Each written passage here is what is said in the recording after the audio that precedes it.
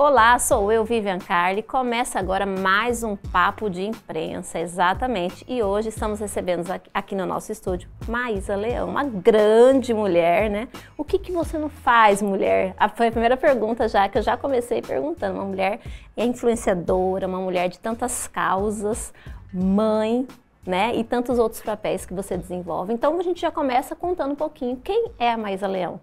Oi, Vivian, muito obrigada pelo convite, obrigada a todos que estão nos assistindo. A gente é multimulher, né? Eu acho que eu não sou exceção. Sim. Acredito que muitas pessoas que estão nos assistindo também são assim. Mas a Maísa Leão, quem é? Uma mulher de 41 anos, que é mãe da Maria Eduarda, de 18 anos, e do João Lucas, de 12. Sou casada com o Matheus, sou educadora digital. Muita gente fala, qual a sua profissão? Profissão educadora digital. Eu ensino pessoas a se posicionarem no digital para construir autoridade, para vender mais. Mas dentro desse posicionamento, desse meu trabalho, surgiram as causas e hoje eu sou voluntária de algumas causas sociais. Eu sou cofundadora da APOC, que é a Associação de Apoio ao Paciente Oncológico de Cuiabá. Na APOC a gente assiste pacientes oncológicos de diversas formas, olhando desde o lado afetivo, né? Porque quando você tem um diagnóstico de câncer, não é um momento fácil, até o lado material, de muitos pacientes que não têm o que comer, que dirá fazer o tratamento.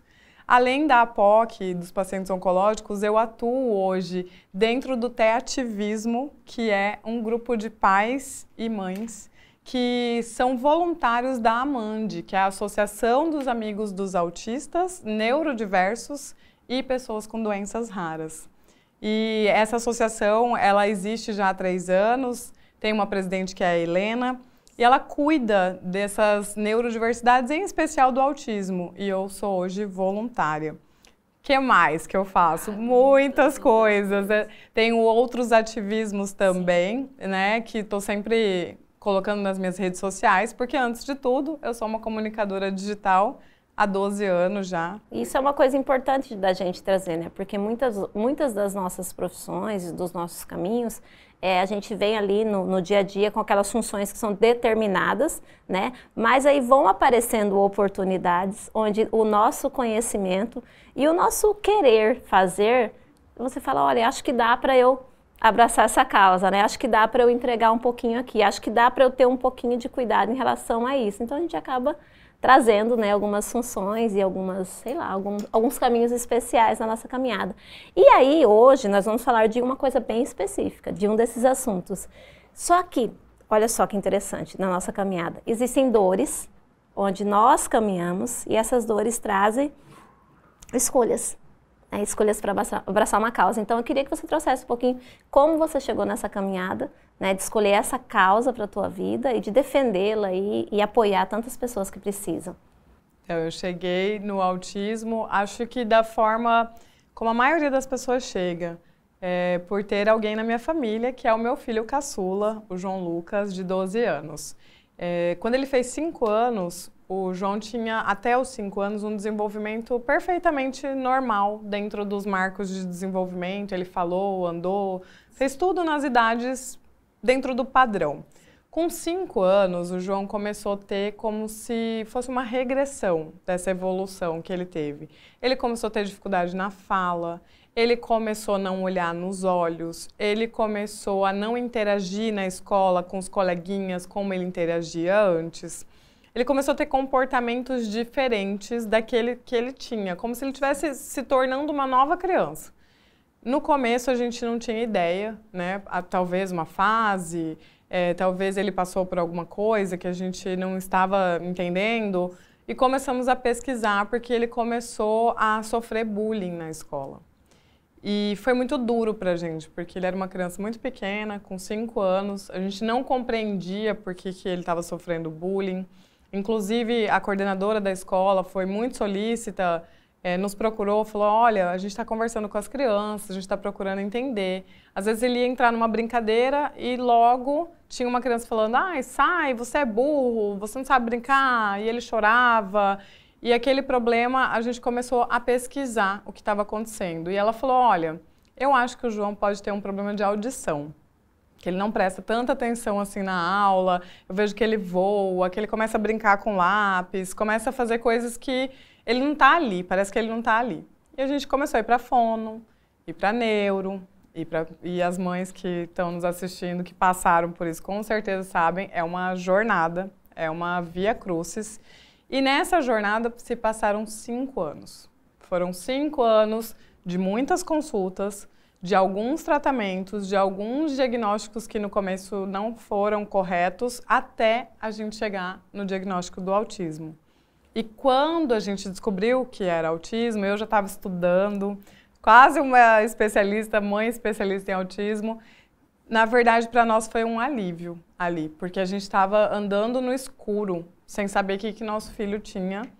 E o dia que veio o autismo, eu já não estava mais naquela fase do luto, naquela fase da negação. O meu filho não vai ter o desenvolvimento de todas as outras crianças, porque eu queria saber o que ele tinha, como que eu podia ajudá-lo.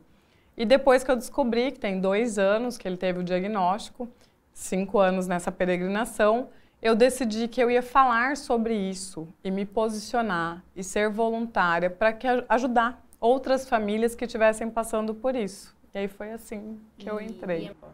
Teve alguma situação mais em especial, assim, um momento, até para que quem nos acompanha entenda que uma situação que você olhou e falou assim, não, existe alguma coisa além que eu preciso pesquisar, alguma situação, uma rotina que aconteceu que você falou assim, não, existe alguma coisa além, eu vou investigar e independente do que for, eu vou estar aqui. Teve algum momento, assim, que você gostaria de compartilhar com a gente sobre durante esses 5 anos? Então, eu acho que os principais momentos foi depois dos 5 anos que ele começou a sofrer bullying, a gente começou a procurar na escola o que estava acontecendo. A sensação que dava era que o João estava desconectando de nós. Então, esse não olhar no olho, né? A criança que é autista, ela não fica conversando olhando no olho, ela vai desviando o olhar. Porque para ela é quase uma dor olhar no olho, porque ela olha e vê muitos detalhes. Então, para ela não ficar vendo aqueles detalhes, ela desvia o olhar. Então, quando o João começou a desconectar de nós, teve esse alerta. Outra coisa, normalmente autista não é tudo igual, não é toda criança que vai ter os mesmos sinais, mas eles fazem muito, balançam as mãos, né? Esse flap, que se chama, esse balançar, ele começou a fazer. Nisso eu já estava pesquisando o que estava acontecendo com ele e já comecei a achar sintomas de autismo. Então, flap com as mãos, os pulinhos, andar nas pontas dos pés. Os sinais foram aparecendo, eu fui meio que ticando, sabe? Só que ao mesmo tempo, tinha algumas coisas que não eram clássicas do autismo. E isso me confundia, porque o autismo é um espectro. A gente tem na mente o que é um autista, mas eles não são aquele perfil do filme, né? Sim. Tinha o filme Rayman, eu sou da década de 80, você é mais nova. Não se engane, Maísa, não se engane, então somos da mesma época. Maravilhosa. Estamos tudo no mesmo barco. Quem é da década de 80 vai se lembrar desse filme Rayman. Sim. E era aquele autista que se balança, não verbal, que não consegue interagir de forma alguma, totalmente dependente. Só que o autismo não é só isso, ele tem vários graus. Mas nesse momento dessa desconexão, foi isso que chamou a atenção. Foi o que foi mais forte. É bem profundo, na verdade, e o conhecimento é uma arma, né, nesse momento. Maísa, voltando aqui para o nosso bate-papo, trazendo muito sobre o conhecimento sobre o autismo, você trouxe, na tua última fala, a importância de observar, né, que foi uma coisa que você disse, os pequenos sinais, né? O sinal da desconexão, do olhar, né?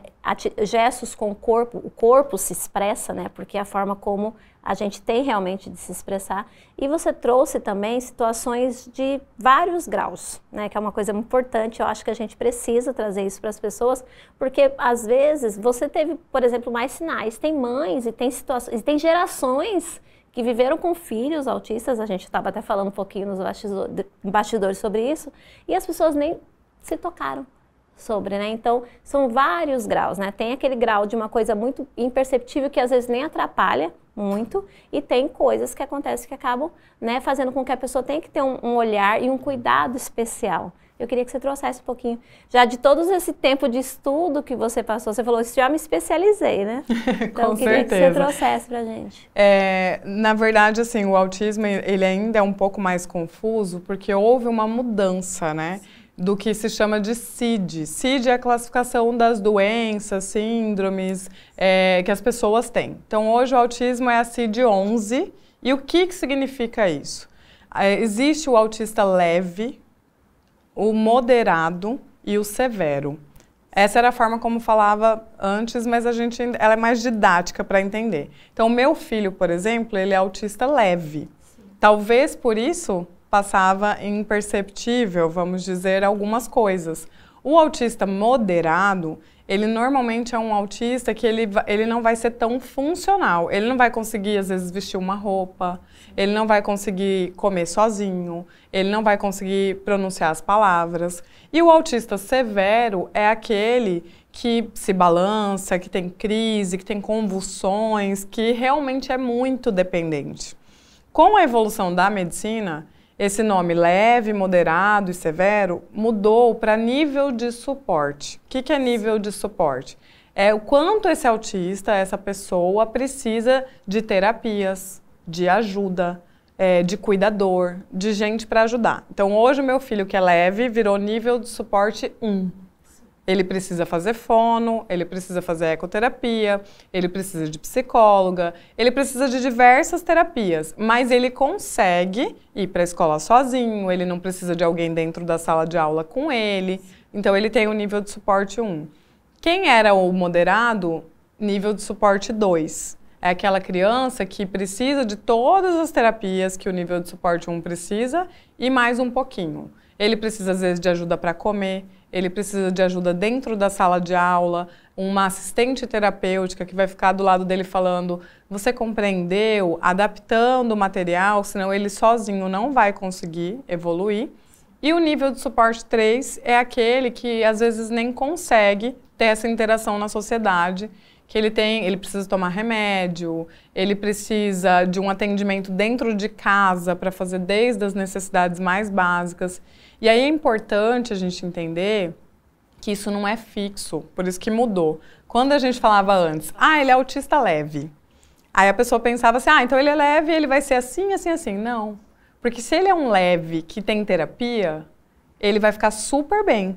Se ele é um autista leve que nunca fez terapia, que às vezes nem sabe que é autista, ele não vai ter uma vida totalmente funcional. E às vezes um autista moderado, que teve muita terapia, muito suporte, um diagnóstico precoce, vai ter uma vida melhor, com mais independência do que aquele que era leve. Sim. Então, por isso falar hoje nível, porque esse nível sobe e desce. Às vezes uma criança autista está com terapia, está fazendo tudo, está num nível 1. De repente, a mãe ficou desempregada, a família não conseguiu mais pagar ou não teve acesso às terapias pelo SUS e essa criança ficou sem terapias e ela vai piorando e passa para um nível 2. Então, isso hoje, ele caminha.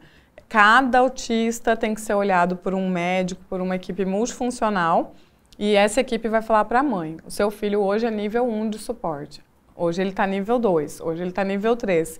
E isso pode melhorar e piorar também, infelizmente. A família, nesse momento, ela tem um fator assim... Eu sempre falo que quando existe uma situação dentro da tua família, independente do que seja, a pessoa que vive a situação, né, a criança, mas a família também, né, ela entra ali numa missão, né, uma missão especial, né, e essa missão especial traz muitos aprendizados, né? Muitos, eu acho que são dinâmicos e claro que feliz as pessoas que fazem disso uma causa, né, para ajudar outras pessoas, porque é para isso que a gente está aqui, é sobre isso, né, é sobre o que a gente espalha no mundo, é sobre o que a gente conecta, mas assim, trazendo isso para o dia a dia de uma mãe, assim, como é lidar, aprender a lidar com as nossas próprias nossas próprias palavras, que são pesadas muitas vezes, a nossa, às vezes, falta de esperança em alguns momentos, porque ninguém está o tempo todo esperançoso, ninguém está o tempo todo positivo, né? Ninguém está o tempo todo animado, porque para você manter alguém animado, às vezes a mãe, eu gosto muito de falar que é a âncora, né, de um lar, e aí às vezes ela precisa guardar a dor no bolso, né, com que um outro familiar seja um pouco mais paciente, para que um outro tenha um olhar mais de esperança e de cuidado. Como é lidar com essas emoções?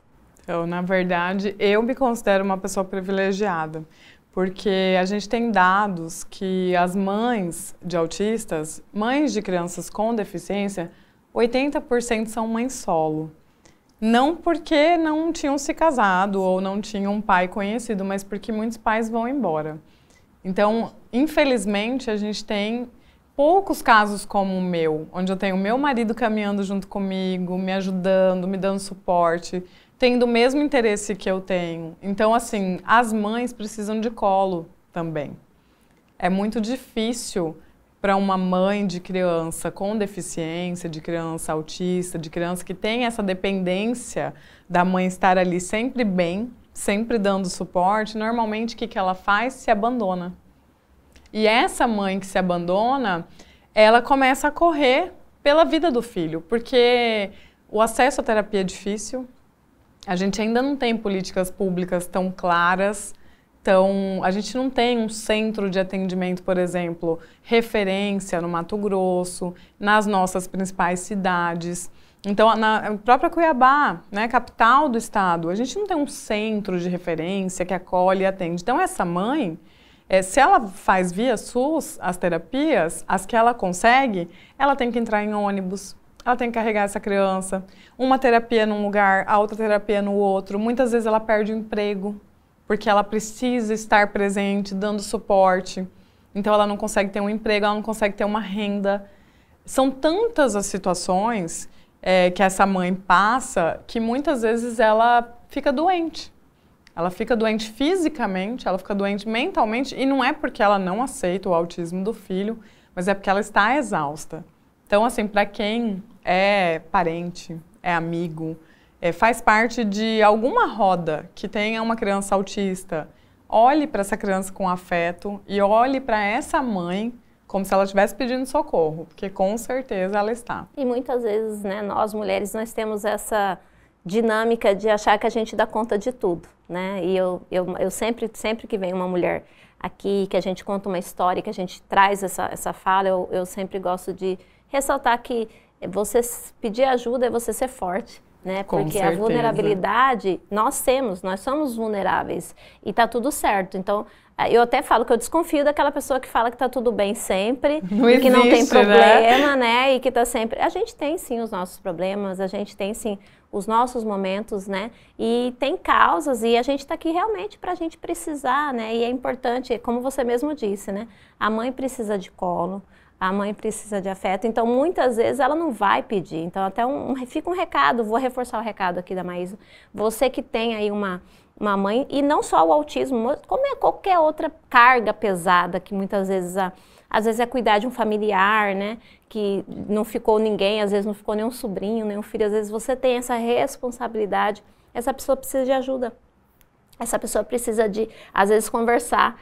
Às vezes essa pessoa só precisa ter um dia, né? Um dia, tipo assim, olha, eu vou ficar aqui com a criança, vai andar, vai fazer uma caminhada, vai visitar uma amiga, porque às vezes no dia a dia a gente tem tanto isso tão normal que a gente acha que isso não é dádiva, mas isso é dádiva. Então, eu convido você, mulher aí, ou homem, né, que esteja vivendo alguma situação aí perto, faz o que a Maísa falou, vai lá e faz sua parte. Ajuda um pouquinho, acho que um pouquinho de cada um aí já alivia bastante. Mas assim, historicamente falando, né, a gente falou um pouquinho do dia a dia, de como lidar, mas historicamente falando, é recente, né, que se fala mais sobre, né, é uma coisa muito nova, e até você trouxe, hoje, não existem ainda políticas efetivas, né, e que olhem para o autismo com carinho, né, para toda a situação, né, que não é só da criança, da família, né? E aí eu queria que você trouxesse um pouquinho disso, por que que isso começou, quando isso começou a ser cuidado, né? Então, assim, porque você já virou uma autoridade no assunto aí, trazer um pouquinho para quem não sabe e até para que as pessoas que às vezes não têm conhecimento possam também começar a entender um pouquinho mais e de repente ajudar também de alguma forma. Então, na verdade, eu fui aprendendo cada vez mais porque, além de me tornar ativista, eu fui vereadora por 60 dias, por Cuiabá. E quando eu entrei na vereança, eu fui justamente buscar o que a gente tinha de leis, o que a gente tinha de políticas públicas, por que as pessoas ainda não entendiam muito, né? Então, só para a gente ter um panorama, a Lei Berenice Piana, que é a lei que dá os direitos aos autistas, a lei específica, ela é de 2012. Então, assim, não é tão recente assim, são 10 anos, né? Porém, o autismo, conversado da forma que a gente está vendo agora, ele é recente. Porque as pessoas escondiam, né? Muitos pais de autistas escondiam o filho em casa não por vergonha, mas por medo dessa criança sofrer preconceito, porque sofre até hoje. Por proteção, né? Por proteção. A gente tem, por exemplo, a carteirinha do autista. Aqui no estado de Mato Grosso tem essa carteirinha. Tem pais que não fazem por medo do filho ficar carimbado. Então, na verdade, é aquela dúvida, busco o direito do meu filho, mas exponho para o mundo que ele é autista, como que esse mundo vai acolher esse meu filho? Então, a gente fica com esses medos. Então, essa lei, ela é uma lei muito boa. Se ela fosse cumprida à risca, a gente teria terapias contínuas, personalizadas, a gente teria uma escola realmente inclusiva, preparada para receber essa criança, esse jovem. A gente teria inserção no mercado de trabalho, porque hoje tem muitos autistas adultos que descobriram agora. E aí, por que está tendo tanto... Tem gente que fala assim, tá na moda, tá em alta. Não fale isso, por favor. Dói no coração de uma mãe. Desnecessário. Eu já ouvi essa frase não poucas vezes. E assim, sempre falei, por favor, não fale isso. Porque, na verdade, mudou o CID, né? Que a gente começou no início do programa falando.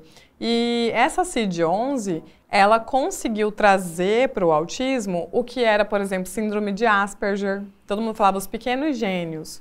Né? O meu filho se encaixa nesse perfil. E aí muita gente vai falar, que legal, um filho gênio.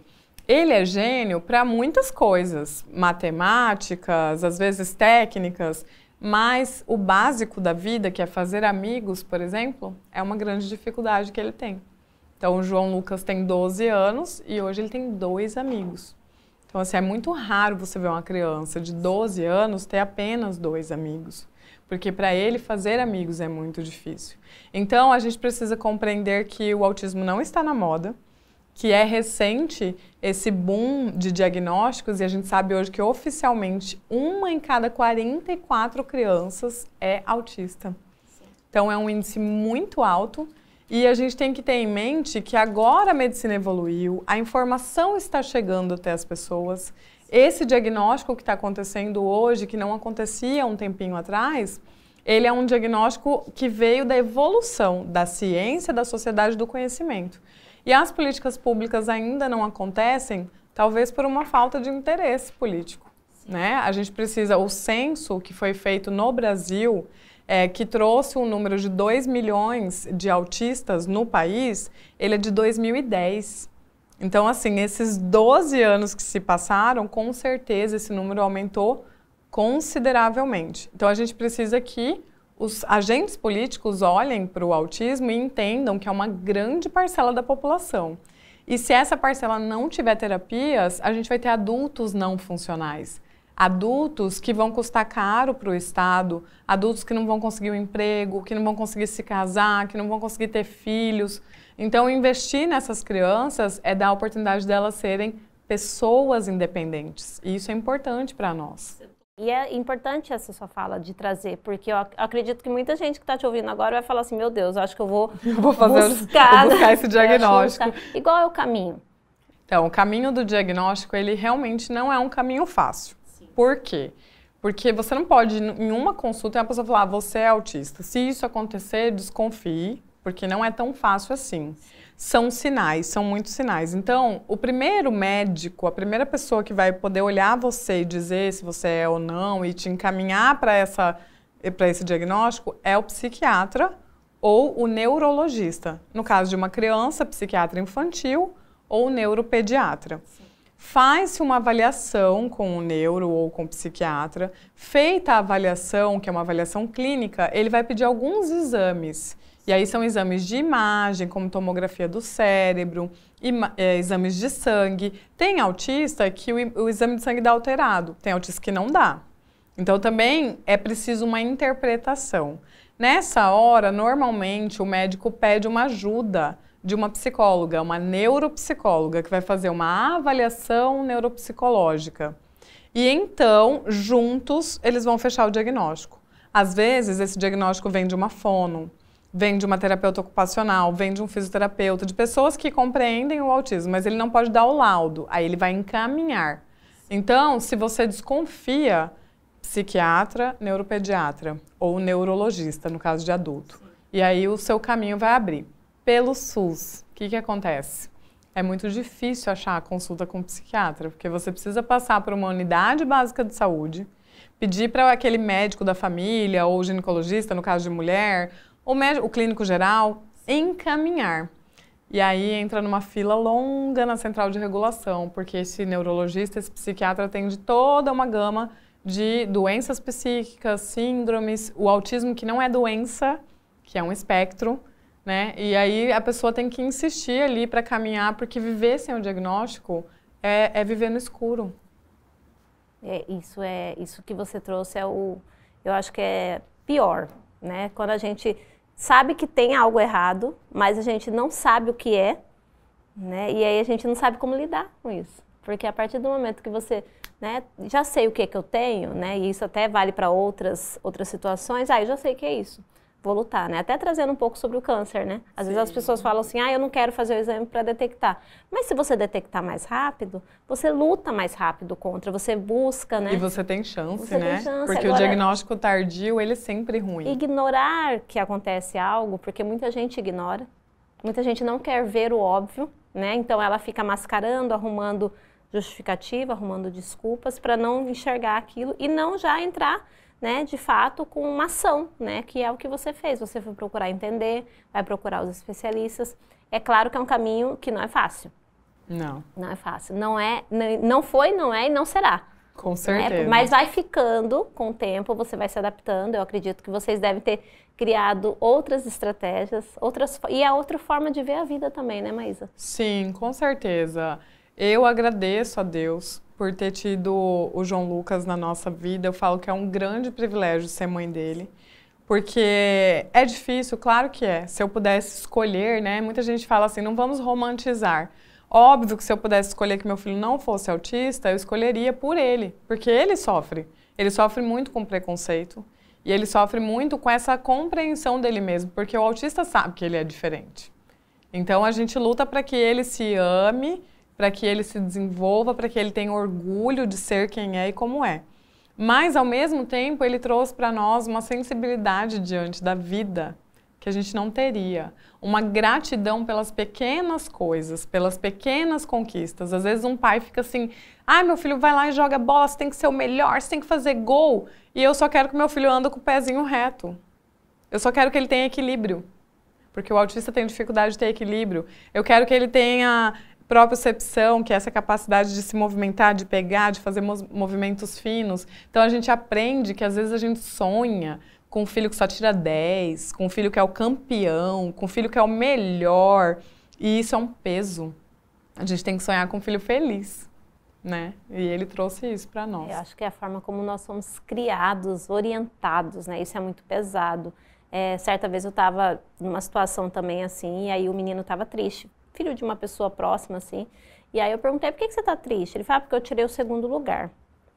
Olha só, né? E aí eu falei assim pra ele, falei assim, mas 2º lugar de quê? Coisa de notas da escola, né? Aí eu já dei uma segurada no coração, porque eu já acho isso uma coisa muito... que não acho legal isso. E eu falei assim, mas quanto você tirou? Aí ele, eu tirei 9.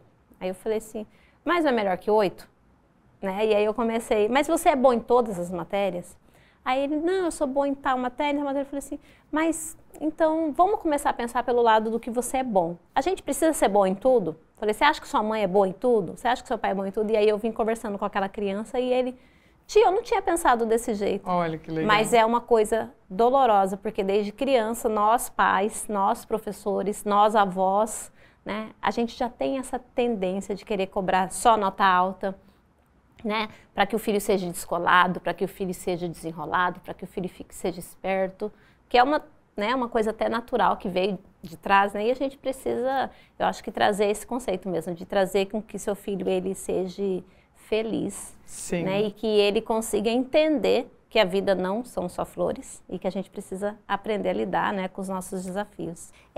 Maísa, nesse momento eu queria que você trouxesse, nós estamos entrando aí no nosso último bloco, né, acaba Passou tão rápido tudo aqui, mas esse último bloco eu acho que o importante é a gente chamar as pessoas, né, trazer as pessoas para como eu posso ajudar, como eu posso colaborar. Se eu tenho alguém na minha família, no meu ciclo de amizades, né, ou não tenho, porque tem gente que não tem mesmo contato, como que essa pessoa pode colaborar para esse mundo de mais inclusão, de mais acolhimento, de mais interação? Olha, eu aprendi que inclusão é uma decisão, porque a gente não tem como dizer que incluir é fácil. Né? É mais fácil a gente lidar com quem é parecido com a gente. Mas quando você decide, eu vou incluir, eu vou ser instrumento, eu vou ajudar os outros, eu vou fazer parte dessa sociedade. A gente fala tanto da sociedade que é diversa, de homens, de mulheres, de pessoas com deficiência, de pessoas sem deficiência, de quanto é importante a convivência entre esses grupos diferentes, a tolerância, o respeito, a dignidade. É uma decisão.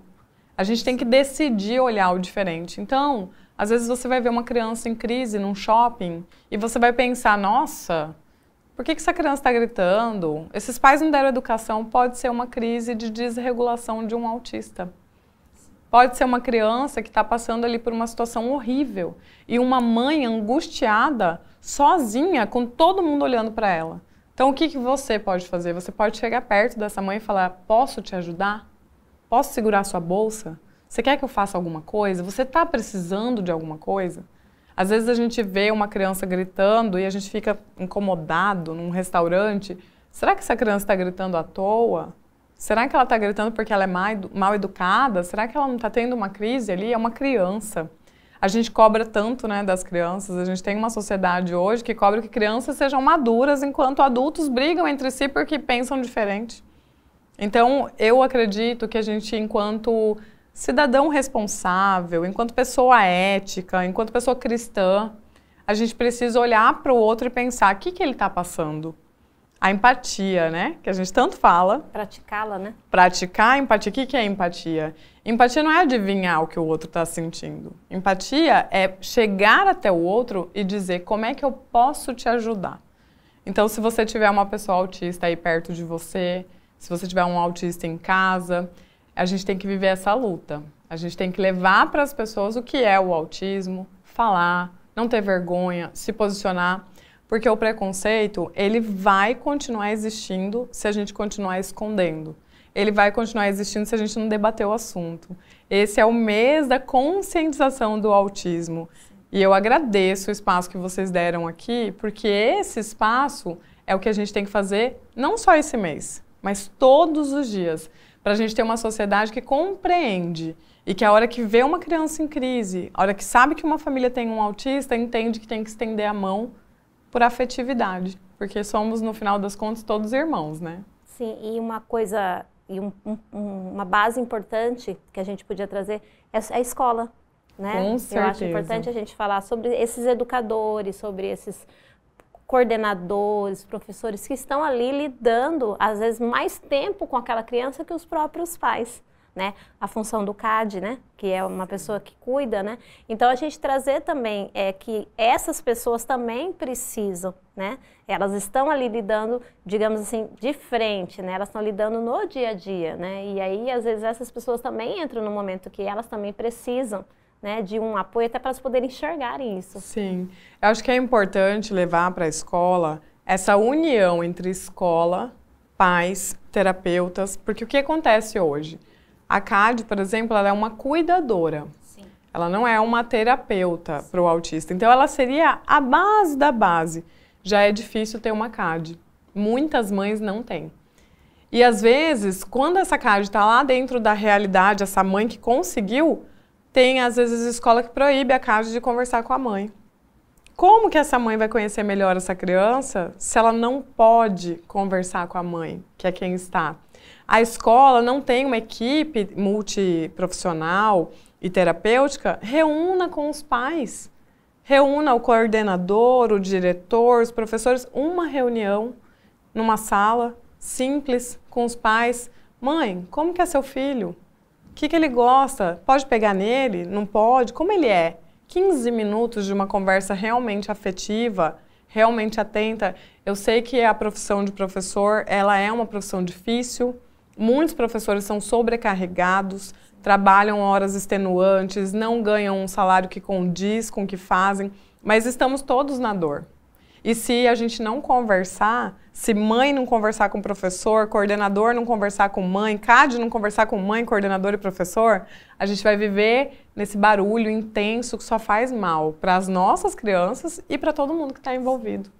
Sim, com certeza. Então, eu acho assim, importante você que nos acompanha, eu acho que a comunicação, né, o poder da comunicação é justamente para poder entregar informações que muitas vezes a gente passa despercebido, a gente não lê sobre, a gente não ouve sobre.